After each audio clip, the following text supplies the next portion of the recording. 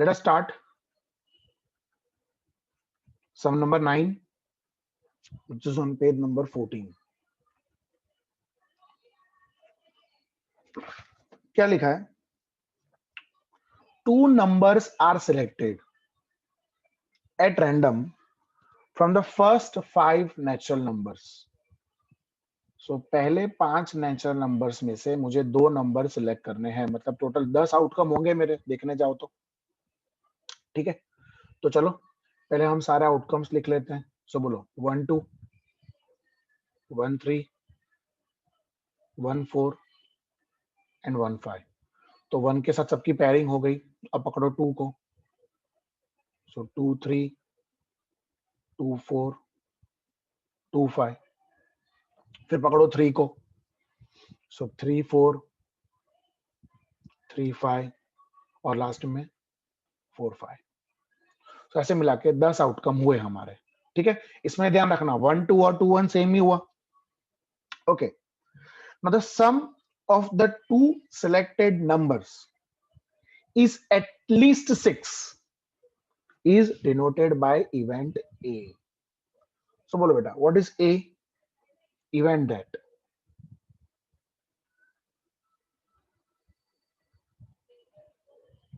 Event that the sum of two numbers is at least 6. मतलब दोनों का जो टोटल है बेटा, दो नंबर्स का जो टोटल है वो कम से कम 6 होना चाहिए। पहले 6 से ज्यादा हो तो चले, पर 6 से कम नहीं होना चाहिए। सो बोलो 1 5 2 4 2 5 3 4 3 5 एंड 4 5। ठीक है, आगे sum of the two number selected is even is denoted by B. So ये तुम्हारे ए के इवेंट्स हैं। अब बी की बात करते हैं। So B is equals to event that sum of the two numbers is an even number.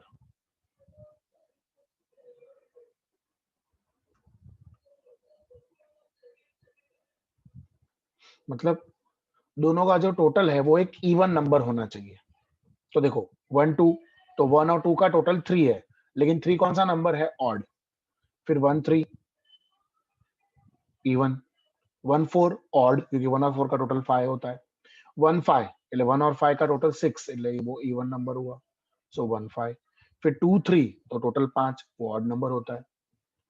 2 4 even होता है, 2 5 ऑड होता है, 3 4 ऑड होता है, 3 5 इवन होता है। Clear?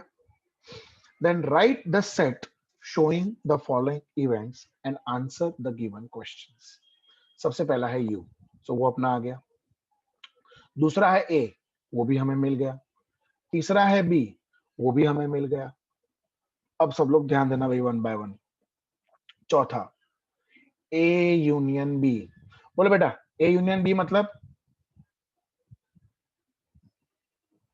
all the elements present in A and B. गलत गलत गलत। ये होता है ना A यूनियन B मतलब X belongs to A और X belongs to B और X belongs to A and B। એટલે A और B को हमें क्या करना है? यूनाइट करना है। सो बोलो A और B को अगर हमें यूनाइट करना है तो तुम्हारा A यूनियन B क्या होगा? बोलो, लाइन सर बोलना है बेटा। बोलो पहला 1 3, फिर 1 5 2 4 2 5, फिर 3 4 3 5 एंड 4 5। बेटा ध्यान रखना, जो एलिमेंट्स रिपीट होते हैं वो एक ही बार आएंगे। जैसे आप देख सकते हो, देखो 1 5 1 5 2 बार था, बट मैंने एक ही बार लिखा है, बराबर। फिर 2 4 2 बार था, हमने एक ही बार लिखा। फिर 3 5 3 5 2 बार था, हमने एक ही बार लिखा। ये ध्यान रखना। ठीक है। सो यूनियन में कॉमन एलिमेंट्स अपन एक ही बार लिखते हैं, प्लीज कॉन्सेंट्रेट एवरीबॉडी, ठीक है। सो ये हुआ हमारा ए यूनियन बी। पांचवा है ए इंटरसेक्शन बी। बोलो ए इंटरसेक्शन बी यानी x such that x belongs to a and x belongs to b। बेटा ये सब मैंने पढ़ाया आप लोगों को थियरी में, और ये सब लिखना है आप लोगों को, ध्यान रखना, ये सेट नोटेशन आपको लिखना है। सो बोलो ए इंटरसेक्शन बी मतलब जो ए और बी दोनों में कॉमन है। सो बोलो क्या क्या कॉमन है इसमें, 1 5 2 4 एंड 3 5। तो ये तुम्हारा हो गया ए इंटरसेक्शन बी। छठा A dash X such that, बोलो ए डैश मतलब x belongs to you but x does not belongs to a। એટલે a के सारे एलिमेंट्स छोड़ दो, जो बचे हैं u में वो एलिमेंट्स लिख लो। तो बोलो बेटा कौन से गए, देखो 1 5 गया तो 1 2 1 3 1 4 आएगा, ठीक है। 1 2 1 3 1 4, ध्यान देना बेटा a के एलिमेंट्स नहीं लेने हैं। सो 1 5 गया, फिर 2 4 नहीं लेना है तो 2 3 लेना है। सो 2 3 लिख रहा हूं मैं यहाँ पे 2 3। फिर और कौन है, 2 3 ले लिया, 2 4 नहीं लेना है, 2 5 नहीं लेना है, 3 4 नहीं लेना है, 3 5 4 5 नहीं लेना है, बस खत्म। सो यहाँ पे तुम्हारा ए डैश खत्म हुआ। तो ये वो एलिमेंट्स हैं जो यू में है मगर ए में नहीं है, तो ए के एलिमेंट्स मैंने कैंसिल कर दिए और सिर्फ यू के जो बच्चे एलिमेंट्स वो मैंने ले लिए। तो ये है तुम्हारा ए डैश। फिर सातवां है तुम्हारा a माइनस बी। बोलो a माइनस बी मतलब x such that x belongs to a but x does not belongs to b। मतलब a में से b के एलिमेंट्स को हमें माइनस करना है। तो चलो a में से b के एलिमेंट्स को हमें माइनस करना है, तो यहाँ पे देख लो, ये रहा तुम्हारा a बेटा, यहाँ पे ध्यान दो, ये रहा a, ये रहा b। a में से b के एलिमेंट्स को माइनस करना है, तो जो कॉमन एलिमेंट्स है उसको निकाल दो पहले तो, और अब जो एलिमेंट्स बचे हैं a के वो हमें लिखने हैं। सो कौन से एलिमेंट्स बचे, 2 5 3 4 एंड 4 5, 2 5 3 4 4 5।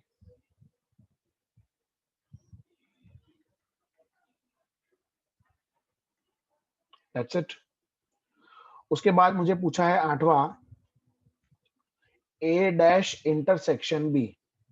बेटा ए डैश इंटरसेक्शन बी मतलब तुम्हारा ए डैश कहाँ है, ये रहा ए डैश यहाँ पे, और तुम्हारा बी कहाँ है, यहाँ पे। सो इन दोनों में कॉमन क्या है बेटा वो हमें देखना है। बोलो ए डैश और बी में कॉमन बोलते जाओ, चलो 1 3 और बस, और कुछ कॉमन नहीं है तो सिर्फ 1 3 आएगा, बराबर। सो ए डैश इंटरसेक्शन बी मतलब x such that x belongs to a dash and x belongs to b। So what is common in both, 1 3। अब बेटा आप लोगों को याद होगा a डैश इंटरसेक्शन b, हालांकि यहाँ बोला नहीं है लेकिन आपको ये समझा दूं मैं, ये हमने पढ़ा है, a dash intersection b is as good as b minus a। ये मैं कहां से लाया, लॉ ऑफ डिफरेंस। बेटा law of difference states that a minus b is a intersection b dash and b minus a is b intersection a dash। this is law of difference। so a dash intersection b मतलब b minus a हुआ। आइए check करते हैं, चलो b में से a के elements को माइनस करो। सो बेटा ये मैंने ऑलरेडी जो कॉमन एलिमेंट्स है वो कैंसिल किए हुए हैं। सो b माइनस a में मुझे सिर्फ किसके एलिमेंट्स लेने के, b minus a में x such that x belongs to b but x does not belongs to a। तो मेरे को सिर्फ b के एलिमेंट्स लेने के और जो कॉमन एलिमेंट्स है वो कैंसिल। सो आंसर आएगा तुम्हारा कौन, 1 3। सो सीधा तुम आंसर यहाँ पे लिख दोगे 1 3। देख लो बेटा दोनों का आंसर सेम आया, both the answers are same. So ये सब बेटा आपको कब आएगा, जब आपने सब कुछ पढ़ा हो थियरी में अच्छे से, लॉ ऑफ डिफरेंस है ना, रैंडम एक्सपेरिमेंट, सैंपल स्पेस, अपना event, complementary, intersection, union, difference, अब जो 9वां और 10वां क्वेश्चन है वो देखो, वो इंक्लूड एक्सक्लूसिव और एग्जॉस्टिव का है. So let us see question number 9. उसके अंदर 9th वाला, can it be said that A and B are mutually exclusive, give reason. तो no, A and B are not exclusive. Why? Because A intersection B जो है वो नल set नहीं है. अब देख सकते हो बेटा, A intersection B null set नहीं है. ए इंटरसेक्शन बी की ये सारी वैल्यूज है. तो अगर A intersection B null set नहीं है तो ए और बी एक्सक्लूसिव भी नहीं है. फिर state the number of sample point convenience. Okay Yes, बेटा, sir. इसमें ऐसा बोला है, can it be said that A and B are mutually exclusive. तो इसका आंसर है no, A and B exclusive नहीं है. बिकॉज अगर ए और बी एक्सक्लूसिव होते तो जो तुम्हारा ए इंटरसेक्शन बी है वो नल सेट होता. यहाँ पे A intersection B null set नहीं है. हमने ऑलरेडी यहाँ पे बेटा ए इंटरसेक्शन बी ढूंढा हुआ है, ये रहा, और वो नल सेट नहीं है. A intersection B null set नहीं है तो ये म्यूचुअली एक्सक्लूसिव भी नहीं है. ये ध्यान रखना, ये भी हमने थियरी में पढ़ा हुआ है. And 10th, state the number of sample points in the sample space of this experiment. तो बोलो कितने सैंपल पॉइंट्स है टोटल. हमने पहले ही बोल दिया था, सम करने से पहले मैंने ही तुमको बता दिया था कि there will be how many sample points, 10 sample points. और वो मैंने आपको ढूंढ के ही बताया. तो तुम्हारा आंसर आएगा, there are how many sample points. तो there are there are 10 sample points. और ये 10 सैंपल पॉइंट्स कैसे आए, 5C2 करके.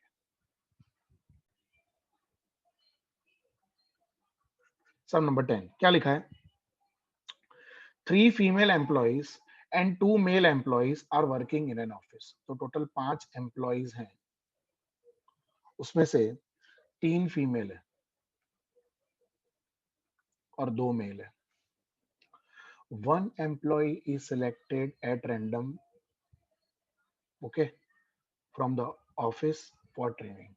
तो मान लो कि जो 3 फीमेल एम्प्लॉय हैं वो है F1, F2, F3, और जो 2 मेल एम्प्लॉय हैं वो है M1, M2. अब मैं इसके आसपास ऐसे कर्ली ब्रैकेट कर दूं और इसको मैं यू बोल दूं तो ये मेरा सैंपल स्पेस ही हो गया ना बेटा. मेरे को 5 एम्प्लॉय में से एक का जो एम्प्लॉय सिलेक्ट करना है, तो 5 एम्प्लॉय में से एक एम्प्लॉय सिलेक्ट करना है, तो तुम्हारा 5C1 क्या आ जाएगा, 5. तो ये तुम्हारे 5 आउटकम्स हैं, M1, F1, F2, F3, M1, M2. आगे, the event that the employee selected for the training is a female is denoted by A. So A is equal to event that the employee selected is a female. बराबर, जो employ है वो female होनी चाहिए, मतलब वो हुआ F1, F2, F3, वो A है. And the event that the employee selected for the training is male is denoted by B. So event that the employee selected is a male. तो एम्प्लॉय मेल होना चाहिए. सो अगर employ mail होगा तो उसके outcomes होंगे M1, M2. अब आपको क्या पूछा है, find the set showing the following events and answer the following question. Number 1 U ढूंढ लिया, नंबर 2 A ढूंढ लिया, नंबर 3 B ढूंढ लिया, नंबर 4 A union B, એટલે X such that X belongs to A or X belongs to B और X belongs to A and B both. ठीक है, मींस दोनों को हमें क्या करना है, कंबाइन करना है. सो बोलो A यूनियन B, दोनों को कंबाइन करेंगे. सो F1, F2, F3, M1 and M2. तो बेटा ध्यान से देखो, ये तुम्हारा पूरा U ही आ गया, ये पूरा का पूरा तुम्हारा सैंपल स्पेस ही आ गया. And whenever A union B is U, ऐसे इवेंट्स को हम लोग क्या कहते हैं, एग्जॉस्टिव. Very good, exhaustive. चौथा, सॉरी पांचवा, A intersection B. So A intersection B यानी X such that X belongs to A and X belongs to B. So आप देख सकते हो ए इंटरसेक्शन बी जो है वो नल सेट है। सो ए इंटरसेक्शन बी अगर नल सेट है तो ऐसे इवेंट्स को हम लोग क्या कहते हैं? Mutually exclusive. Mutually exclusive. Very good, mutually exclusive events. छठा, ए डैश इंटरसेक्शन बी। बेटा A dash intersection B is as good as B minus A as per law of difference, क्योंकि ए डैश इंटरसेक्शन बी मतलब present in B but not in A, so present in B but not in A એટલે b minus a, so it is x such that x belongs to b but x does not belongs to a। so किसके elements लेने के अपने को? सिर्फ b के।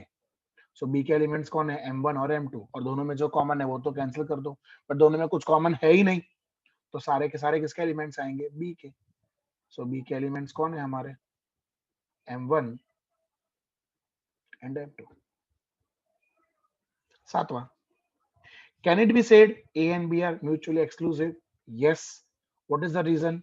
The reason is a intersection b is null set। आठवां, can it be said that a and b are exhaustive? Give reason। Yes। why? because a union b जो है वो तुम्हारा क्या है? U है।